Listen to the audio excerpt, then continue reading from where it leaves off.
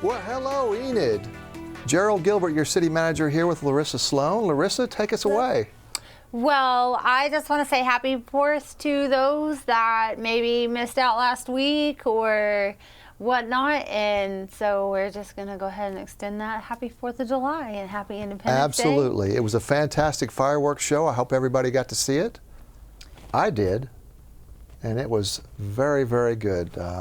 So I hope you got to celebrate independence of the nation and had some time off. Probably had barbecue and hamburgers and hot dogs, and now it's back to work.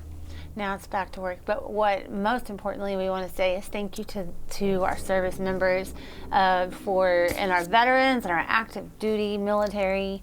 I understand that you're a veteran as well. I've served a time or two, yeah. So I want to say thank you for your service. Well, you're welcome. Thank you. That. And so if it wasn't for military personnel, my pleasure, active and non-active, we wouldn't be here. Yes, and our first responders who were out there at Meadow Lake to make sure if there were any fires or anything, they could put them out quickly. Yep.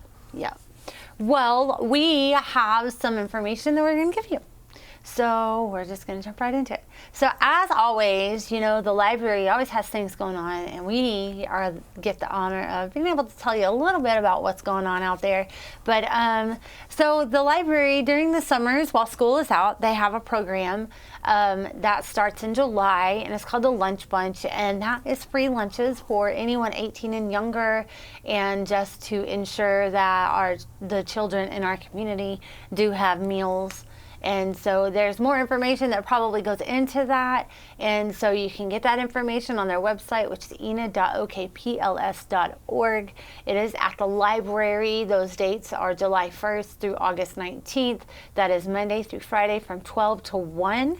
And I'm sure they have an event that you could probably stick around for and participate in, anywhere from toddlers to all the way to our senior citizens in the community that you can just get involved with. And so, but I do know that we had a wonderful independence celebration, and we had fishing derby and stuff like that. And so that was really cool to be able to see all that. Now, I haven't seen the winner, but I'm excited to see that information come We do out. need to check in with Corey Buller. We do. And probably check and see. I'm sure somebody won the biggest fish and all that. You had to get up really early, though. Yeah, I saw that. I checked Real the early. time. Like checking in at 4:30 in the morning. I know. I don't think I'm that dedicated. And I'm not that dedicated to fishermen, but a lot of people were, and they benefited. Yeah. Well, so one thing that I wanted to highlight was that with the heat, we know that you get out in your gardens and you go for jogs and things like that. And so we just wanted to re-emphasize some important information on the heat and how it affects your body. And there's heat strokes and stuff like that. And so just limit your outdoor activities. And wait until the evening, or do it early in the morning to do your watering or your morning jogs. Definitely wear sunscreen. And so don't leave your pets out there, or your pets, your children, or elderly inside of a parked vehicle, because they get hot really, really fast. And so drink lots of water. It says decaffeinated beverages, but I don't know that I can necessarily not drink my coffee, because I'm a coffee head, like a coffeeaholic. And so, but I do, in the middle of that, drink lots of water. And so that's my way of not having to get rid of coffee. Yes, definitely drink water and monitor yourself, and, and don't exert yourself in the heat. So, yeah, and if you feel like you are exhausted, then you need to go inside and you need to cool off. Because if you push through that, then you could be in serious danger. And so, well, that's all that I have really for quality of life. And if you have anything, if you want to know what you can get plugged into, go to the city's website, enid.org, as well as you can go to visitenid.com, I believe. And then you can also go to the library website, and they have tons of things that you can get plugged into as well. And so we do have some road closures that I wanted to talk to you about. And so on, what's this? today is the 5th. The 5th. Tomorrow. So this is going to happen tomorrow. So Integris Hospital is going to have a new sign installed on both their west. Is that? Yes, their west. I'm wrong. I apologize. On their north and their east side of the building. I don't know what I'm talking about today. Yes. So the pictures show where the work site will be for the sign and show the closures. Yes. So that is what I was trying to get to. But so they're going to have a sign put on their west and their east side of their building. But in order to be able to allow those to happen, they will have to shut down a portion of West Owen K. Garriott as well as a portion of Monroe Street. Now, Owen K. Garriott will be the first road closure, and then the day after that will be the Monroe Street closure. You can still come through there. Traffic will be permissible. You'll just have to go around those closures and cones. And that is expected to take about 2 days to complete, and so please be aware of that. And then we also have on North 42nd Street at East Phillips Avenue that is allowing contractors to do some construction for the water pipeline, and that's going to take about 2 days, and that started today. So that is something to definitely be aware of. Please drive with caution in these areas, as our workers are out there and they are mamas and daddies and aunts and uncles, and we want them to go home safe. And so stay off of your phone. Yes. Well, as we move through, we want to talk about the employment opportunities that the City of Enid offers. And these are a few of them that we offer. And so these have great benefits. That these are all full-time positions. And so you can go to enid.org/careers. You can read the job description of what these positions will entail. And so if that's something that you want to get into, then that would be great. And the part-time pro shop attendant, I think that might be good for someone that, like a student maybe. Yeah. No. Yeah, any of these full-time positions would be good for folks. We have just recently updated and revised our pay plans. So if you'd consider the city before and pay was the reason that you didn't come to work for us, you should check again. So certainly police officers have a new contract, and our ASME employees who are non-uniform workers, which are most of these positions listed on this job board, have significant pay increases. So we need people, we need you, and you can be one of us and come and take care of the citizens and make this a great place to live. And it is a great place to work. So you see something you're interested in, please apply. Come work with us. Well, you know, they say that it takes a village to raise a child, but it really takes a village to run a city. And so that... Yes, I think you can say that. I do believe that would be accurate. Well, I know that we have some meetings coming up. And so on Thursday, we have a commission meeting that is going to take place. And so I'm going to turn it over to you. Yeah, because of the holiday yesterday, we're having our commission meeting on Thursday. And we typically do that. And at our commission meeting, which we have twice a month, you can see the agenda on the screen. We talk about stuff that's related to all of us. And generally, most of it's related to fixing things or talking about fixing things. And that's exactly what we're doing on this agenda. You can see a picture of the study session. Currently, we have 4 items, and we may update this again before Thursday, but we'll be talking about a new revised ordinance to allow for more hens in certain areas of the city that are zoned R1, I believe, or maybe it's R2, because there's already chickens allowed in certain zonings in the city, like agriculture, and I believe R1 is half-acre tracts or bigger. We're looking at allowing that in more areas of the city. So if you're interested in that, you might tune in. We will be attaching, actually there's already an ordinance attached to that. This agenda is already posted. You can look at it on the website.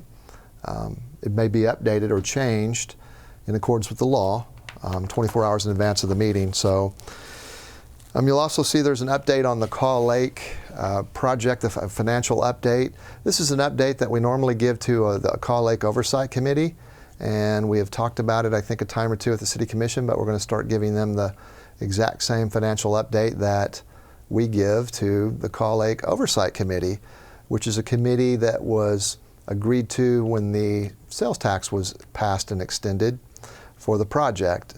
We do have a Caw Lake special sales tax oversight meeting coming up next Thursday, but this Thursday you can hear all about the updates on what money's been spent, what sales taxes come in, what loans have been procured. You'll hear everything current as of with the most recent report. We're also going to update on current projects throughout the city to include street projects. You hear some of that going on here with updates from Larissa, but you'll also hear more. You'll hear about Grand and Garriott, that the water line to tie into the new Leona Mitchell water line is complete there, but we have some pedestrian walkway work to complete there. So you're going to hear stuff like that. You're going to hear updates on street work all over town. For instance, upcoming work on Elm, current work on Maple, looking at the current work on Chestnut, and various other areas that are engineered bid out projects. You'll get updates on those. And then we're going to talk about a sign ordinance update specifically for mobile EMC devices. I've had some requests for that, and I think it's a reasonable request, and so we have a proposal to basically discuss with the commission, get their feedback before going through the process of amending the ordinance. That's just the study session. That starts at 5 in the council chambers. At 6:30, as you can see on the screen, we have all kinds of items, and most of these items, like I said, are related to fixing things or adjusting monies so that we can fix things, and that's what you see here. You see some recognition of our PET, you see some budget resolutions for rollover, what we call rollover encumbrances, which are open encumbrance items for projects that have been awarded or that have been encumbered through a quotation process. What that does is it obligates that money to pay for whatever that project is. Many of these projects aren't completed by the end of our fiscal year, which is June 30th, we just passed. So therefore we roll them over into the new year. And so the concept is the money that was set aside is still set aside, but it has to be reappropriated in the new year's budget. So that's what we're doing with several items in administration, EMA, EEDA, and EPTA throughout the budget. And consent is full of items awarding contracts. For instance, our new concrete repair for our concrete streets award is on this agenda for approximately $800,000 to fix concrete streets throughout the city. Undoubtedly, all of you have seen the benefit of that program. Everywhere you go, you can see fresh concrete on existing concrete streets that repairs bad spots and makes that road much better and more pleasant to drive on. We also have to maintain water cuts that we make in our streets when we fix water lines. So we have a separate program for that. And you can see several other contracts that we accept. We're accepting some permitting. Notably, we have an agreement between the Ponca Nation, a sovereign nation, and the city that resolves an impasse over some land acquisition for the Caw Lake pipeline, so we're excited about that. There'll be some updates to that item for the upcoming Thursday meeting. And we're renewing, we're also putting out some other new bids for the new year for concrete, for example, and for mowing the city rights-of-ways on 81 and 412.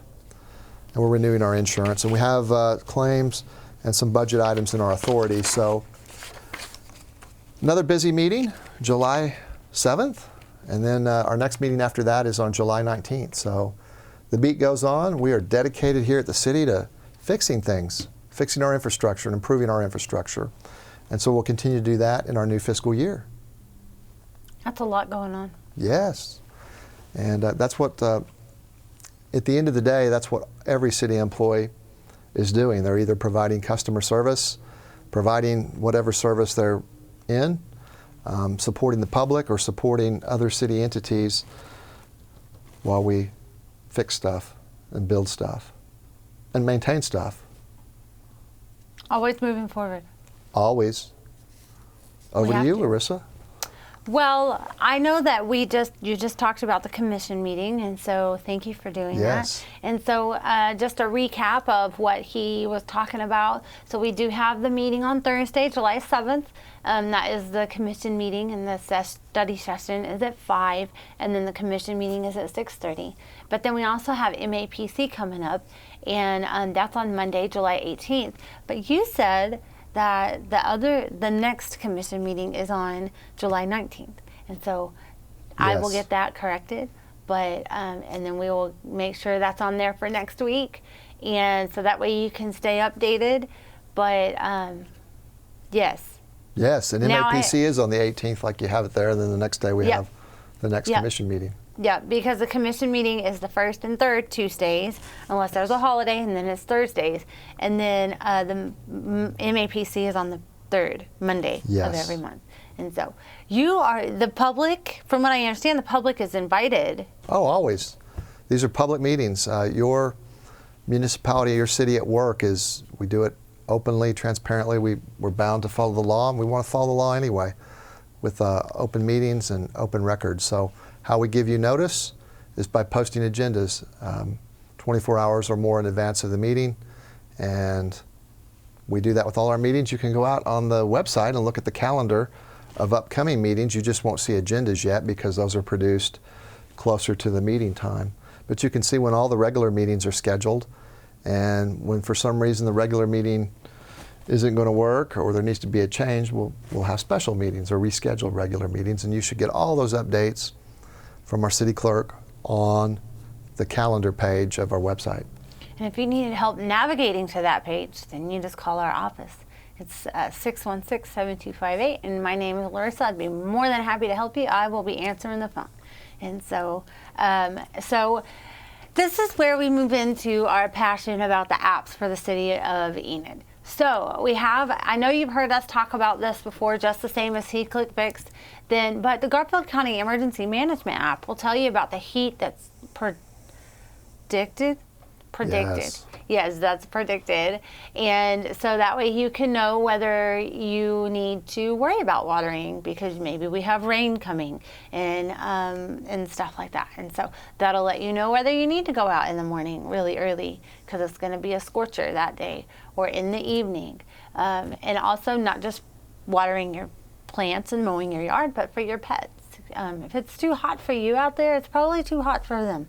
And so and same for kids, So, but we also, we've talked about so many times before, we do have HeatClickFix, and I have been noticing when we do we do a weekly report, and part of that weekly report is going in and seeing the tally for that week, and I am really, really glad to see that it is being utilized. And so I've just seen that it's That's people great. are really using that, and so thank you for doing that. And if you have any questions and you want more information on HeatClickFix or the Garfield County Emergency Management app, which is a mouthful to try and ramble out really fast, then you just give us a call. And so, like I said, my number is 616-7258, and I'll be more than happy to help you. And then if you want to stay connected with what the City of Enid is doing for you, then we just want to say that we are everywhere. You cannot miss us. Just type in City of Enid in your Facebook search engine. Same for Instagram and Roku and Fire TV and Twitter and YouTube and all those different kinds of places. And so we just want to say thank you for taking the time to hop in and visit with us for a little while. We hope that you have some information that will help you, and stay hydrated, Enid. Thanks.